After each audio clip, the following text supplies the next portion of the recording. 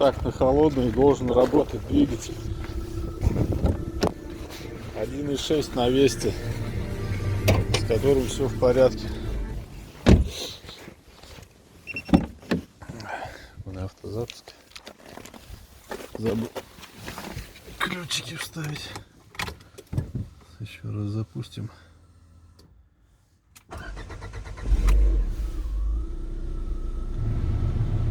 Пробег 36-220. Сделал капиталку мотора. Вынужден. Вот так работает мотор теперь.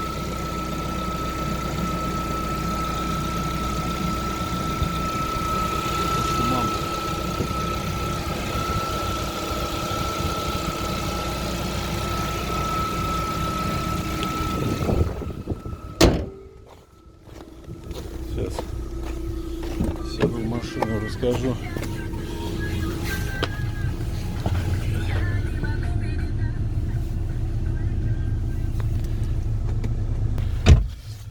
Так, всех приветствую. Лада Веста 2020 года в эксплуатации. Есть у меня видео, ссылочку тоже прикреплю на него, о том, что там есть на ГБО, что поставил машину с пробегом 500 километров. Ну, можно сказать, что из салона выехал и сразу поставил ГБО себе. Машина, как вы видите, используется в такси, не реклама. То есть с первых дней она катается в такси. Езжу на ней сам, как бы никого водителя наемных нет. Суть в чем? Удалил катализатор, то есть тоже видео есть, ссылку на него оставлю. Удалил катализатор, как бы все, доволен, все в порядке, машина поехала, как бы шумы от того, что двигатель стал немножко громче работать именно по выхлопной системе, как бы тоже я об этом говорил. Вот, сейчас пока вспомнил, чувак просил меня один записать шум выхлопа из трубы. Вот, как-то так шум мотора слышен. Ну, однозначно, конечно, громче, чем с катализатором. Катализатор все-таки он гасит этот шум. Так вот, удалил катализатор, жор масла, или как стучат поршня.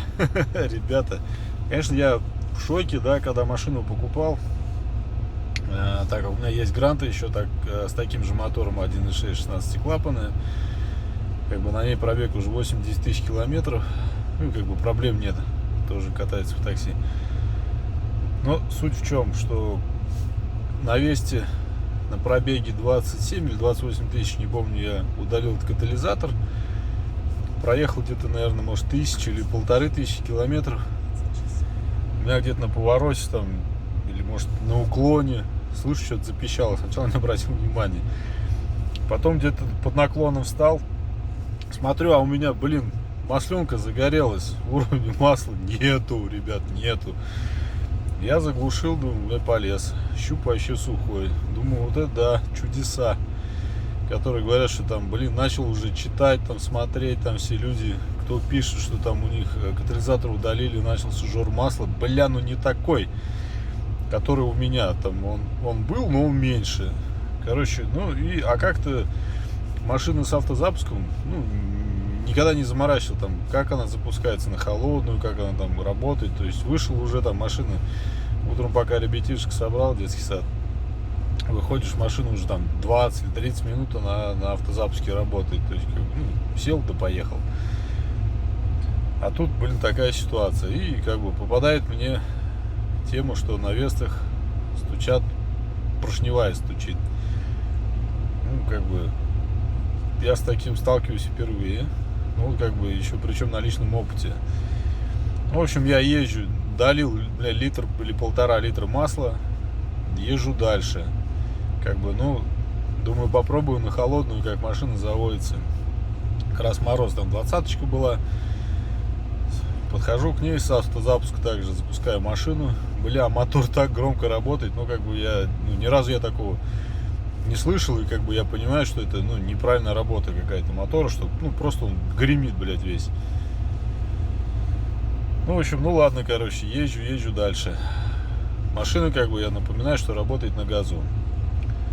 Езжу дальше, еду, наверное, после удаления катализатора, то есть 31 700, то есть порядка проехал я, наверное, 3 или 4 тысячи после удаления катализатора, доливаю масло, в общем, 1000 литров, блин, как на BMW, у меня была BMW раньше, то есть также, если там топишь, блядь, 1000 литров масла прям улетает на раз, такая же шляпа здесь.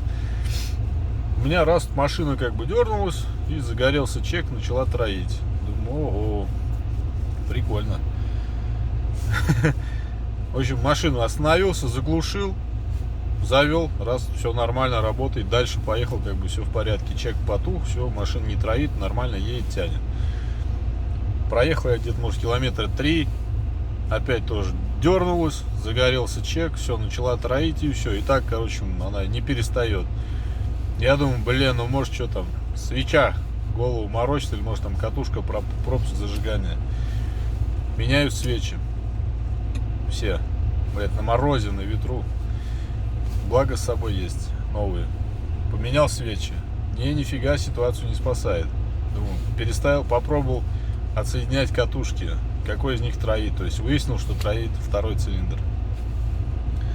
Поменял местами свечи, нихера. Катушки меняю, все равно троит второй цилиндр. Значит, проблема не в катушках и не в свечах. Ну, думаю, ладно, машина ночь переночевала. Утром завелась, блин, с автозапуска. Троит, конечно, пыхтит, чих-пых. В общем, завелась, детей в сад. Отвез.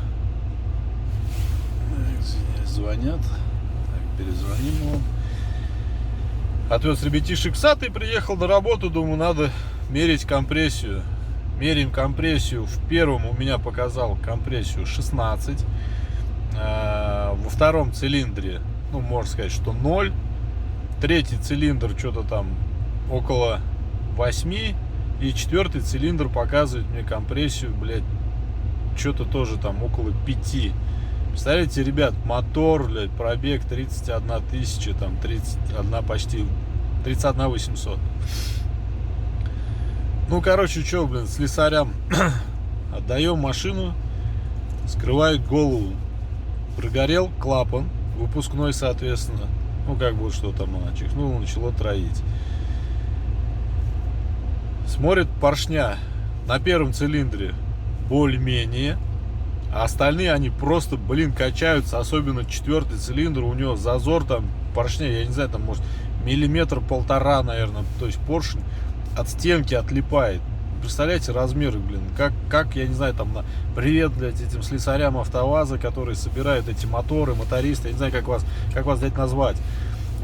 То есть начали оттирать на поршне группу, чтобы увидеть, да, нагар убрали. То есть поршня стоят вообще, в принципе, не той группы. Ну, как бы я не понимаю в этом, там, не слесарь, да. Есть группы там типа А, Б, что-то С, Д, что ли, я так понял. Вот, то есть, если мне под мои цилиндры, гильзы, да, нужна была группа А мне поставили, или группа Б, наоборот, мне нужна была, а мне поставили группу А, то есть, блядь, поршень как воробей, блядь, сарай, вот так вот болтается. Я, честно, я первый раз я такое вижу и сталкиваюсь. Ну, в общем, сделали мне капиталку мотора. По гарантии я не поехал, так как там прочел на сайте наших дилеров, да, они пишут, в каких случаях работает гарантия. Поэтому, как бы, понятно, что это гарантийный случай, да, но у меня первое, нет катализатора, стоит газовое оборудование, и третье, я обратился в несертифицированный сервис, да, для выявления причины того, что у меня мотор начал гореть, троить и загорелся чек.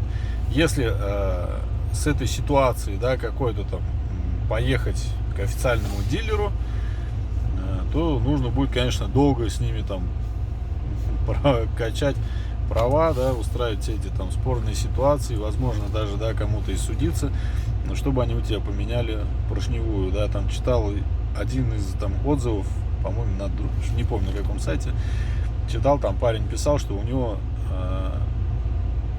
он не описал, сколько он времени потратил на то, чтобы ему машину приняли по гарантии, но с момента приема и выдачи ему по гарантии ремонтного был месяц, производился ремонт. Сколько там до этого он их уговаривал, да, или там принуждал к этому ремонту, как бы тоже неизвестно. Поэтому, ребят, как бы, блин, вот, ну, реально я в шоке. Как так можно собирать машины, моторы, блин? Вообще просто, ну, это нереально. Сейчас мотор работает, блин, она едет, тянет, все в порядке с ней. Я даже выехал с сервиса, да, машина реально, я чувствую, она едет. Мощность мотора есть. А до этого, когда я ее купил, начал ездить на ней, думаю, блин, да что, нихера себе, думаю, как это, ну, тяжелая машина, потому что у меня, ну, как и говорил в начале видео, что у меня Гранта, да, блядь, она ракета. С таким же мотором, а просто ракета. Ну, думаю, блин, ну ладно, там разница в весе кузова, вес-то тяжелее, да, блядь, ну не настолько. Она реально плохо едет, а тут еще как раз купил ее в августе, ну, жара, все это стоит. В горку, блядь, на второй она не едет с кондиционером, с этим климатом, блядь, приходится вторую включать, там, раскручивать кое-как, вернее, там, со второй, первую включаешь, там, на пониженную, то есть разгоняешь, там, крутишь мотор. То есть тяжело, блин, она ехала, разгонялась. Потом думаю, ну, чуть-чуть вроде прикаталась, стало как-то немножечко получше, да. А оказывается, ни хера, блядь, это, ну, реально просто проблема в поршнях. О том, что они меньшего диаметра стоят, не размер. Они там болтаются. Это просто, блядь, пипец. Поэтому, как бы, наверное, от себя личный совет и там на свое какое-то определенное будущее, да, что если там машины нужно ездить зимой, покупать обязательно, чтобы, блядь, выйти и возле салона, который она стоит, замерзшая, бля, там, в этих 17, там, 20 градусов или 15, не суть. Ты завел машину, и мотор должен, блядь, если он работает собрано, он качественно, ровно, да, он будет шуметь, шипеть, а не шуметь, блядь, каких там грохотов, посторонних шумов вообще, в принципе, не должно быть. Да, я сначала думал, как бы путал этот шум, первоначально думал, может, там гидрокомпенсаторы как-то побрякивают не так. Нет, нифига, также тоже там на просторах интернета очень много видео о том, что многие путают этот стук поршней со стуком гидрокомпенсаторов. Нет, ребят, как бы это другой стук. Как бы плохо, да, что не по гарантии не обращался, да, если бы, допустим, зная, да, такую ситуацию, что, к примеру, я официально проходил первое ТО, то есть, не помню, видео выкладывал, не выкладывал, но если не выкладывал, наверное, позже сделаю его, сколько оно мне обошлось, что там делали на нем и в какую стоимость это все вышло. То есть на 15 тысячах я первое ТО сделал официально, а в 30 тысяч уже я не поехал. Ну и как бы вот мотор наебнулся на 31 800. Вот как бы и суть. А если бы прошел бы официальное ТО в 30 тысяч, или, допустим, я уже изначально, да, знаю эту ситуацию сейчас, о том, что поршня стучат и можно заставить дилера сделать тебе капремонт мотора, да, но я бы, наверное, до 30 тысяч рублей с этим шумом к ним приехал бы и добивался бы того, чтобы они мне поменяли поршневую группу. Но так как я не прошел второе ТО, удалил катализатор и стоит газовое оборудование. Ну, конечно, заводской брак, он и имеет место быть. Посудиться, я думаю, можно легко составить, вернее, легко исковое заявление, пройти экспертизы, да, но как бы здесь уже наш суд это 50 на 50, да, защита прав потребителей, о том, чтобы по решению суда, что это действительно заводской брак и никакого отношения прохождения мною технических осмотров, замены масла, фильтров и тому подобное, да, никак не может повлиять на то, что поршня меньше нужного размера в цилиндрах стоят, как бы только заводской брак. наверное, экспертиза это в любом случае это покажет, да, вот как бы станет ли суд на твою сторону с учетом того, что всеми нашими дилерами, да, там, ну, как вот я успел ознакомиться с этой информацией, глубоко не копал, то есть некогда было там эту информацию мониторить или готовиться там к каким-то длительным судебным тяжбам, там еще к чему-то, потому что, ну, надо работать, потому что машина не должна стоять. Просто сколько денег потеряешь на том, чтобы доказать свою правоту, мне кажется, проще сделать за счет своих средств. Замену этой поршневой, ремонт головки. То есть при ремонте головки мне поменяли все выпускные клапана, притерли и притирали на первом цилиндре, то есть проверяли давлением на первом цилиндре впускные клапана. Один из впускных клапанов, он как-то то ли там сдвинут был, или эллипсом что ли выбит, ну, что-то было с ним такое, или как бы погнутый. То есть он не держал, он пропускал. То есть в принципе, бля, мотор, ну, как бы косячный, бля. Ну, в общем, да, ребят, там что, давайте какие-то свои комментарии, у кого что как было, или там кто к чему готовится, там, ну, кому что там видос какой снять про машину, что надо будет, покажу. Пробег 36 220, напоминаю. Сейчас, да, вот уже проехал, получается, 4000, пускай 4000 после ТО. Машина, блин, ну реально мотор работает тихо, она шипит, ее не колбасит, никаких грохотов, шумов нету. Ну и мотор, как бы, стала машина повеселее ехать, это чувствуется. То есть, получается, она должна ехать, стала ехать так, как она должна ехать на этом моторе. Вот и все. Ладно, всем пока.